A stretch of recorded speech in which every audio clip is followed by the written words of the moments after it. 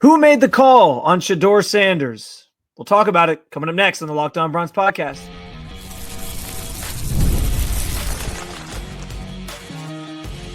You are Locked On Browns, your daily Cleveland Browns podcast.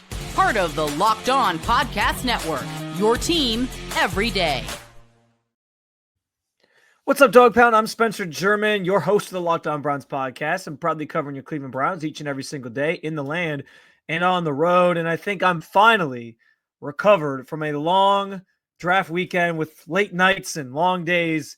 Here I am, excited to talk more Cleveland Browns football with you. We'll start with Jimmy Haslam. Did he insert himself into the Browns draft decision to select Shedeur Sanders? Also, the Sanders prank call situation may have actually turned into a major win for Shedeur. And despite what people are saying, I don't think the draft was as bad as people think. I do want to thank you for being on every day with the Locked On Browns podcast, making us your first listen every single day. Remember, you can find Cleveland Browns content with Locked On Browns every week, Monday through Friday, guaranteed, with bonus content on some weekends as well. And it's totally free to you. All you got to do is hit that subscribe button wherever it is that you listen to your podcast. And of course, at the Locked On Browns YouTube channel, where you can also get involved in the show by sharing your thoughts on anything we discussed today in the comment section. This is your team, so be part of the conversation every single day. And today's episode is brought to you by our friends with Nissan, the 2025 Nissan Armada. Stay tuned for the Armada draft pick of the week later in the show. And so the big debate now with the draft over and done with, and Shedeur Sanders as part of this team as a fifth-round pick, does revolve around who made the call to select him in the fifth round. It's a very, if anybody's seen Hamilton, it's a very wanted to be in the room when it happened sort of situation. Like, who made the call? Who made the decision? What was being said? Be a fly on the wall to see what the thought process was and how it all went down that led them to selecting Shedeur Sanders. And I think to start this conversation, we have to reference what Andrew Berry said about it when he was asked directly in his final press conference over the weekend after they made the Shedeur Sanders pick and the draft was essentially over for them. He sat there, was asked point blank period, were you guys encouraged by ownership to make this move? And he did say, although he stuttered in the beginning, Jimmy lets us do our jobs. And he sort of, like I said, he stuttered through his name at the beginning of it and then said he lets us do our jobs. And so you can read into that what you will. We always try to find in the media tells with GMs and these coaches and the people that are up there speaking to try to figure out like what they are saying and what they actually mean and what actually happened. So that's just a small thing that I think was worth picking up on. But that there's been other people reporting that Jimmy didn't make the call. And I think what's interesting about this, and that it was actually them choosing. What's interesting about this, though, is the fact that Jimmy Haslam several weeks back sat there and said, he had the comments about Deshaun, how it was a big swing and a miss. They got to dig themselves out of it. They're not going to force the issue with the quarterback situation, and that they, basically implying it's going to take a couple years to get out of the situation that they find themselves in. And so understanding that, I do think that creates such an interesting angle for this, because if Jimmy Haslam knows that, why would he insert himself into such a situation, right? Why would he insert himself into making a specific pick that maybe he wants, even though he knows this draft is pivotal to the success of the team and Andrew Berry and Kevin Stefanski's futures and all those different things. Now, listen, the other side of that is, it's the fifth round. Guys are taken in that round anyway, aren't necessarily locks to make the roster. There's no guarantee that you're going to get like a talent at that point that's going to contribute in a meaningful way. So to Andrew Berry's point on the value being there for Shedeur Sanders, which he did say in his press conference as well, maybe Jimmy did urge them. And he was like, listen, guys, he's still here at this point. Let's go get him. We're looking for a quarterback. Why not? And so ultimately, in the moment, I sat there and how could you not think anything else? And I will say, I still lean towards the fact that this feels to me, the only thing that would make the Browns, after taking a quarterback 50 picks earlier at 94, the only thing that would make the Browns feel inclined to do so again so soon after you took a quarterback And listen, I'm the guy that mocked last week leading up to the draft, the Browns taking 2 quarterbacks. But I did that with the understanding that they were going to do it. The second one would come in like the 6th round, right? When they had 4 6th-round picks that they ended up offloading. And it was like, okay, why not take another bite at the apple after you take one a little bit earlier? And I think in that mock, I had Jalen Milroe at like 67 or whatever it was. So, like, excuse me. It the only thing I feel like would like implore a team or the decision makers with this organization to take a quarterback after taking one that you liked better already in the 3rd round, nonetheless, was if the owner maybe said something. And so I'm not saying like maybe he didn't like maybe this wasn't a Johnny Manziel situation where it was like, hey, we're taking this guy. I know all the jokes that are made about the Johnny Manziel thing, how a homeless guy apparently told him all those stories, whatever. But like, I'm not saying it was like he made them take that. Like he was like, this has to be the guy. I'm sure there was discussions had, but I can't help but walk away from the situation, even though Andrew Berry told us otherwise. Not that you should take anything Andrew Berry says at a press conference as total face value all the time, but I still walk away feeling Jimmy had to have said something. Like Jimmy had to have been like, guys, look at it at this point. Like maybe this is a guy he really liked. Maybe he really liked Deion Sanders. Deion Sanders talked about at the Colorado Pro Day that they got along well. He really likes Jimmy Haslam, all these different things. So maybe with interfacing with the family, they grew to like him. They liked Shedeur in some capacity. They just didn't want to take him in the 3rd round. And then when he's there in the 5th, they were like, well, the value's there. And so I don't know. I still walk away feeling like in some capacity, Jimmy Haslam probably spoke up and said, he's still there in the 5th round, guys. Like, we need a quarterback. Go get him. Let's go make this thing happen and see what we can do. And maybe he didn't like force the issue, but at least like spoke up about it. And then everybody sort of consensusly agreed. I mean, this team tends to pitch everything. They did it with the Deshaun decision. They tend to pitch everything as, yeah, listen, this was a team effort. This was a group decision. We all came to this conclusion together. And so I'm assuming they would say that they would sort of present this the same way. But I just that was such a crazy pivot, right? Like if you were going to take Shedeur anyway, why not see if he's going to be in there in the 4th? Why wouldn't you have just waited one more round and taken something else at 94? I mean, they must really like Dylan Gabriel, the shorter quarterback stature guy. I don't know. And they did say they did like him. We now learned that they had a really good like meeting with him out in Eugene. So there was, I'm not saying they didn't take him at 94 because they didn't like they liked him. They liked him better than Shedeur. They clearly liked him better than maybe other teams did in terms of this quarterback ranking and what's a down quarterback class anyway. But the idea of taking Shedeur 50 picks later and trading your last couple picks in this draft to get up and get him is what was, I think, the most surprising of all this. And it just felt like for them to pivot like that, even if the value was there, it just felt like such a wild turn of events and a wild sequence that something had to change pretty abruptly there, which leads me to I can't walk away from this draft feeling like Jimmy Haslam didn't have some influence on making that pick. Again, he says he lets them do their jobs, and he understands the situation they're in. Like this draft very much hinges on the job security of Andrew Berry and Kevin Stefanski. The future of the team hinges on these next couple drafts and the picks that you make. Now, the other thing I'd say is a 5th round pick. I wouldn't. There's been times where Jimmy Haslam's inserted himself probably in the wrong places and not let his guys have more control and power. If you're going to take a chance on a guy like this in the 5th round, it's not the end of the world if the owner really did sort of insert himself like that. I want to be clear on that because 5th round picks, like they're fighting for roster spots anyway. They're not guys that are guaranteed to make the team. You know, like you can find some diamonds in the rough, yes, but it's not the end of the world that they used a second pick on a quarterback that was a 5th rounder or that they used a pick on a quarterback that was a 5th rounder. Because, yeah, like you might have hit on somebody there, but if you don't, it's, you know, you're more likely not to in the 5th round than you are. So because of that, I'm not mad that they took Shedeur Sanders. And so if he was going to interject or insert himself, 5th round guy who was projected to be a much higher pick still being there makes some sense. It led to sort of a perplexing finish to this draft. Like, man, they took 2 quarterbacks 50 picks apart. But I can understand the thinking there. I just can't fathom that he didn't have some influence in terms of saying like, hey, listen, I gotta let's go get him at this point. Why not? And if he was a guy he liked, that's probably the round to do something like that, is later on where it's like, we might as well take a chance on him now. I like the kid. Let's see what he can do. Plus, it's a team that doesn't have a starting quarterback or a future starting quarterback or franchise quarterback. So why not take the chance then?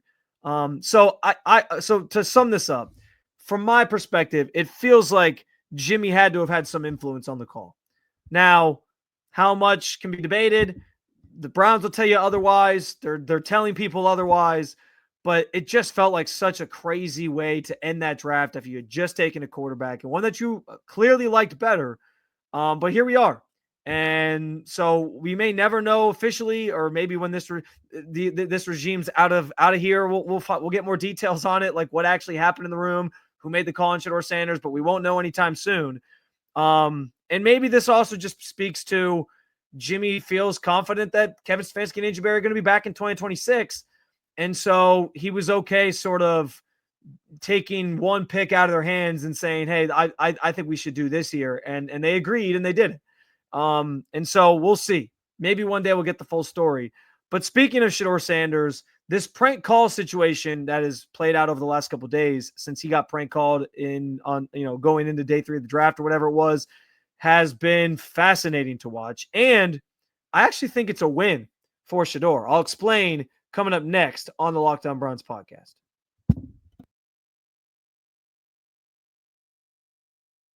There's nothing like the atmosphere of an NBA playoff game. Every bucket, every defensive stop, every moment feels huge.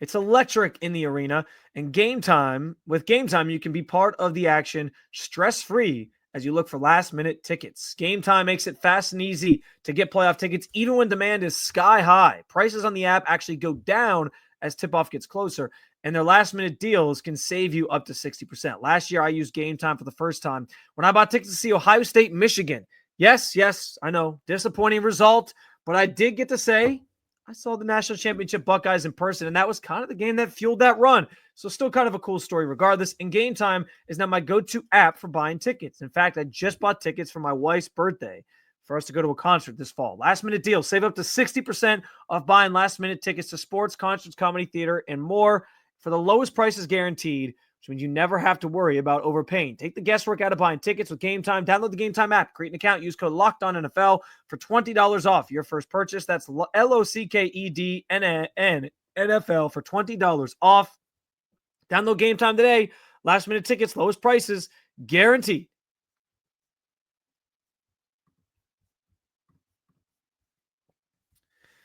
So this prank call situation that played out with Shedeur Sanders over the weekend, where he got prank called, somebody pretending to be Mickey Loomis, general manager of the New Orleans Saints, and saying, we know it's been a tough slide.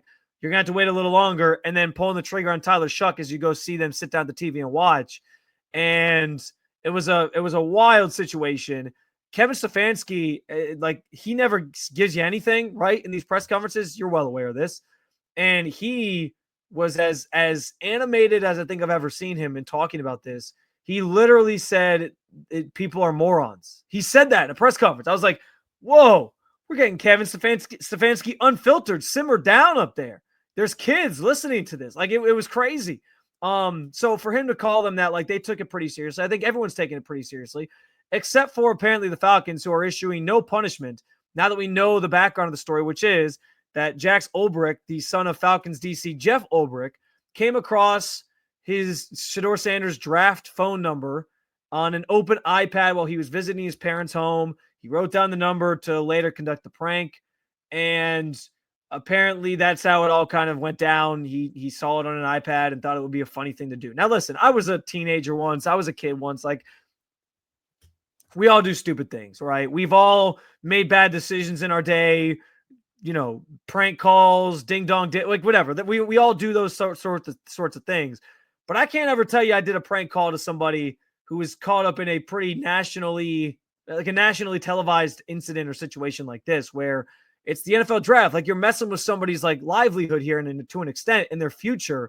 And it was flat out wrong. It was a pretty sad prank, all things considered. I didn't really think it was that funny. Maybe if I was in that age group and I was part of it, I would have thought it was funny in the moment. I don't know. I'm not going to sit there and rehash and relitigate what I would have done or wouldn't have done back when I was a kid. But I don't think I would have ever gone to this extreme of like, hey, it'd be really funny. I saw this number on my dad's iPad and like threaten his job situation in the NFL or his status in the NFL, which the stuff gets taken very seriously.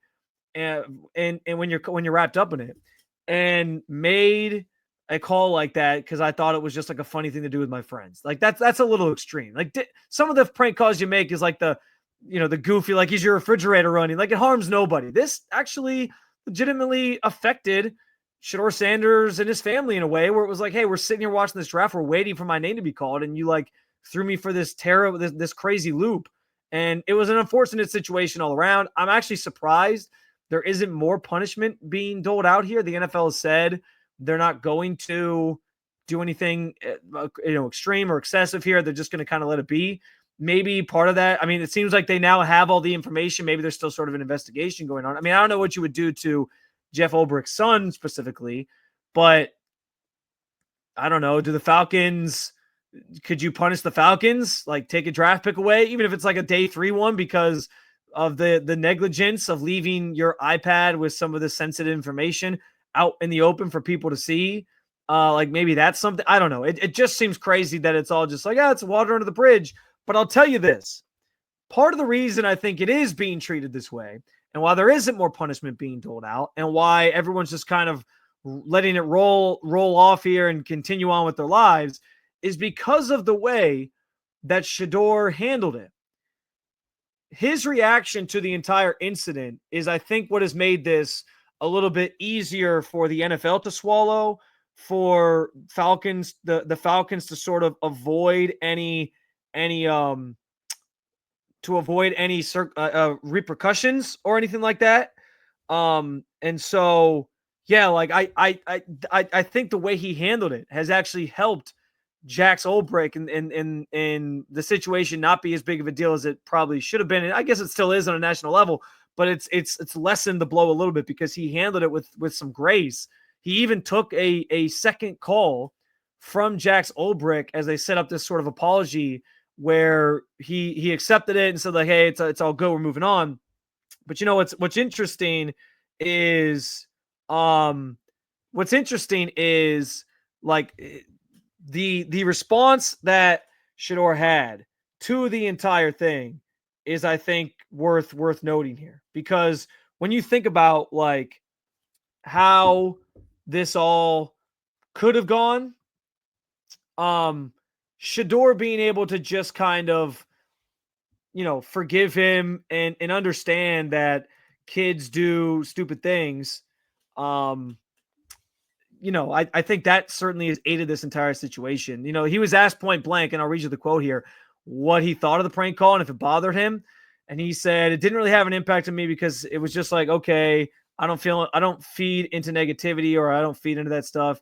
You see Deion Jr. YouTube videos, my reaction to it. This is what it is. I think, of course, it's childish. Of course, I feel like it was a childish act, but everybody do childish things here and there. So he kind of leaned into what I said, which is like, we all do stupid things when we're kids.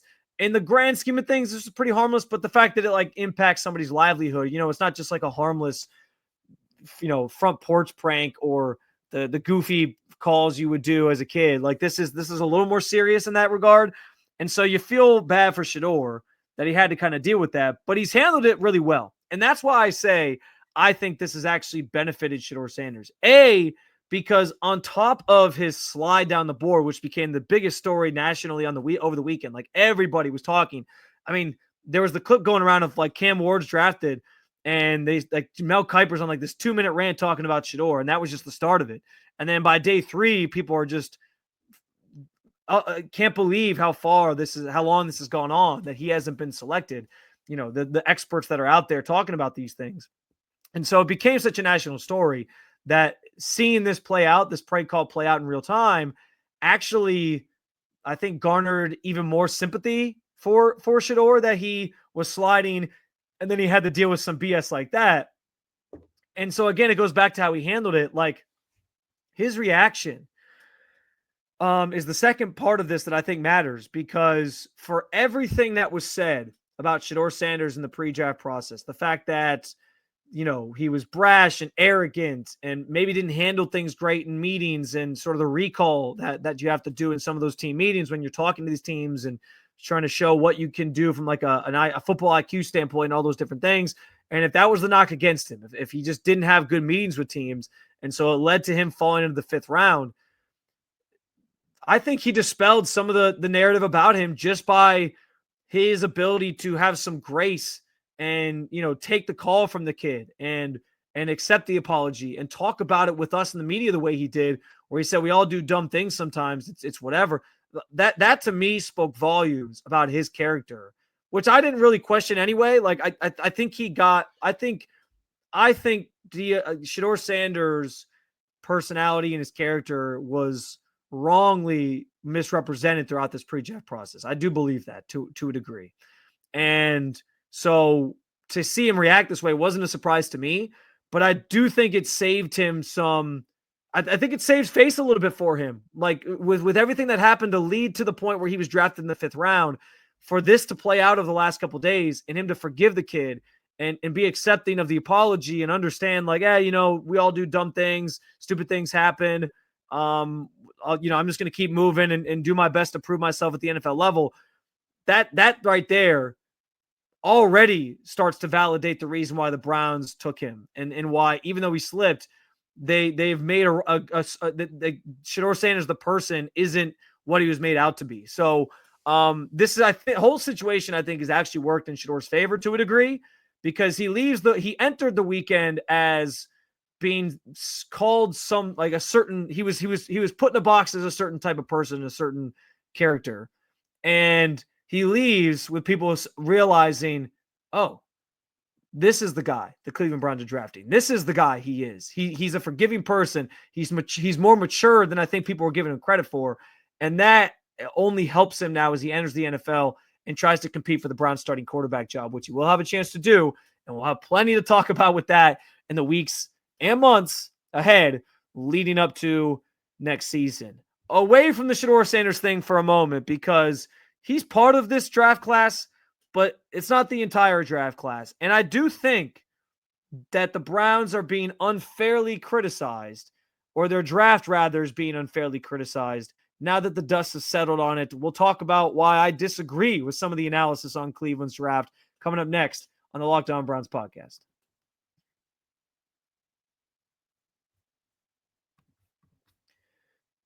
The Armada pick of the week is brought to you by our friends at Nissan and the all-new 2025 Nissan Armada. This week, we're highlighting the top pick from our draft, the one selection that stood truly out, the guy who showcased the strength and power to push the Cleveland Browns forward as you look ahead to next season. This week's Armada clear-cut pick of the week is Quinshon Judkins. You knew I was going to go there. I have been ranting and raving about Quinshon Judkins since the pre-draft process began. He's a heavy-duty back who seeks out contact and is ready to show off his rugged and tough running style at the NFL level as a member of the Browns, conquering the road ahead with confidence and plenty of capability. When it comes to the Nissan Armada, they say go forth and conquer. That's exactly what I think Quinshon Judkins is going to do here in Cleveland. It's clear that our top pick of the draft is out here ready to conquer the road ahead with confidence, just like you can in the all-new Nissan Armada or any of their outstanding vehicles. Take the Nissan Armada, Rogue, or Pathfinder and go find your next big adventure. This episode is brought to you by our friends at Epicor. Every team knows the value of hard work and taking pride in what you build and practicing every detail to get the best results. But no one player, no matter how amazing, can do it all alone. Working together makes it easier to get the win. At Epicor, the all-stars are the hardworking manufacturers and distributors who create and deliver the things we all need, from aerospace to electrical to medical devices. Epicor ERP solutions are created by industry experts to help make every day easier. Seeing your whole supply chain is easier. Managing logistics is easier. Responding to price changes is easier. From small businesses with big dreams to growing enterprises with global visions, we'll equip you with the right tools to move forward, think ahead, and lead the way. Because as the clock ticks down, you need to make the most of every hardworking minute. Easier doesn't cut corners. Easier finds the lane. Discover your success with www.easierwithepicor.com. That's www.easierwithepicor.com. All right, so with the Cleveland Browns draft in the books, We know the names at this point. We know who they took. Mason Graham, which stunned some people on day one. Then they go linebacker on day two, which also surprised some people with Carson Schwessinger. And then they finally go offense with Quinshon Judkins, my favorite pick of this draft, Harold Fanning Jr., and then the quarterback pick with Dylan Gabriel, back to the running back room with Dylan Sampson. Then, as we talked about, Shedeur Sanders obviously rounding things out. Now, on the surface, you look at this and you're like, this is a weird draft.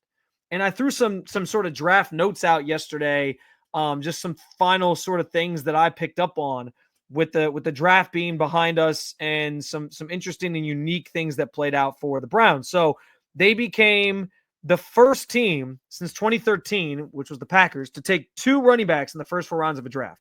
The 11th team to take 2 quarterbacks in the same 7th round draft since 1994, when that trend sort of started.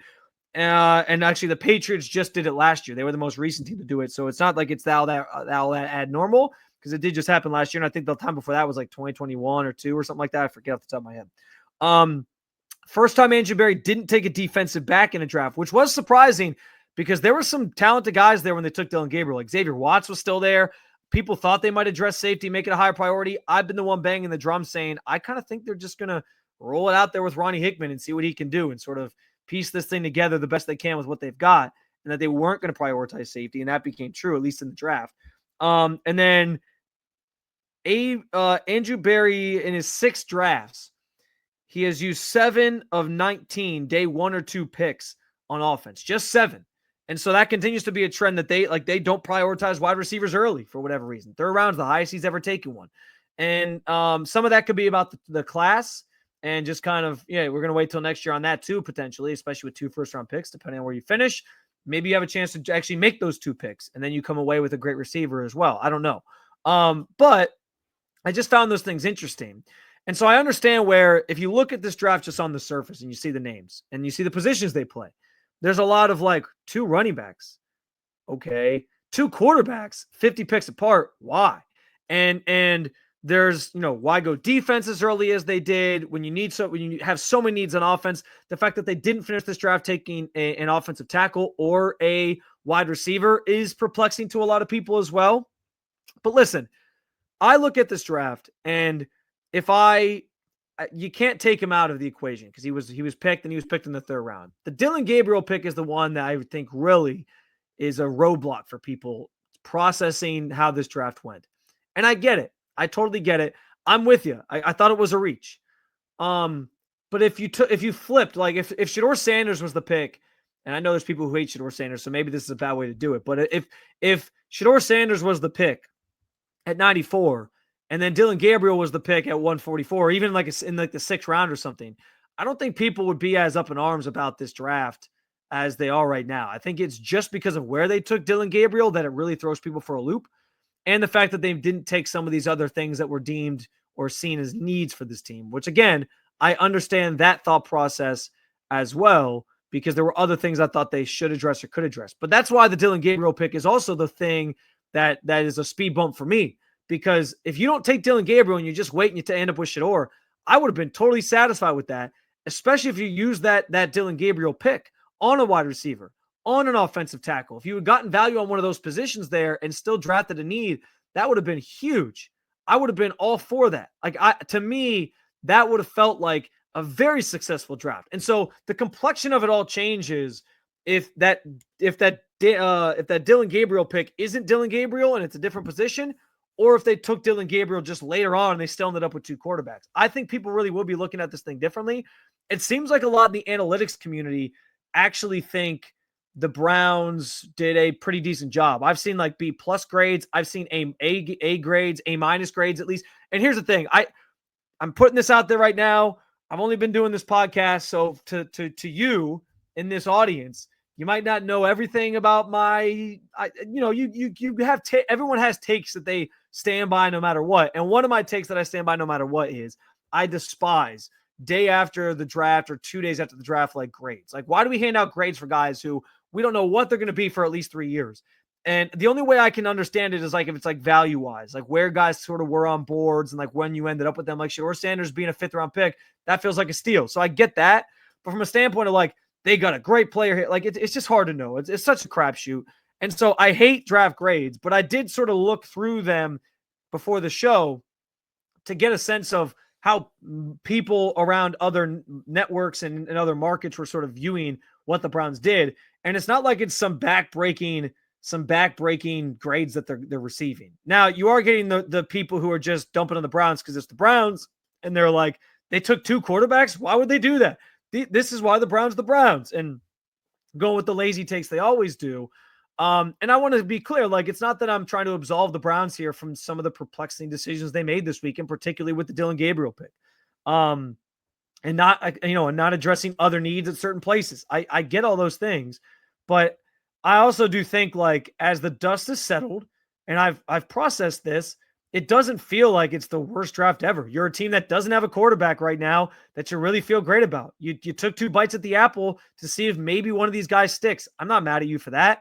I'm not mad at you for taking 2 running backs when you're going back to Kevin Stefanski's offense. And, I think, obviously, as I talked about on Saturday's episode, this feels like the end of the Nick Chubb era, but you feel really good about 2 young backs that are coming here, can sort of play off of each other and lead into this new era of Browns football. I feel really good about the Harold Fannin Jr. pick. And that's the other thing with the wide receiver position that's interesting is, like, yeah, they didn't prioritize wide receiver, but they did get Harold Fannin, who can be a pass catcher for you. And what does Kevin Stefanski like to do?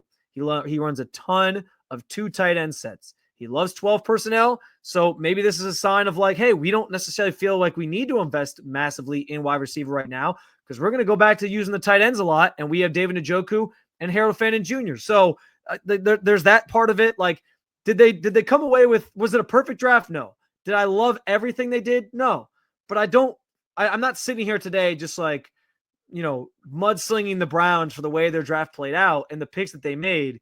There's one pick I don't like. There's one pick I despise and doesn't make sense to me. And that is what leads to the Shedeur pick not making sense to a lot of people because you took him 50 picks later. And it's like, why'd you do this when you took a guy in the 3rd? And so how this all sorts itself out is going to be fascinating at the quarterback position.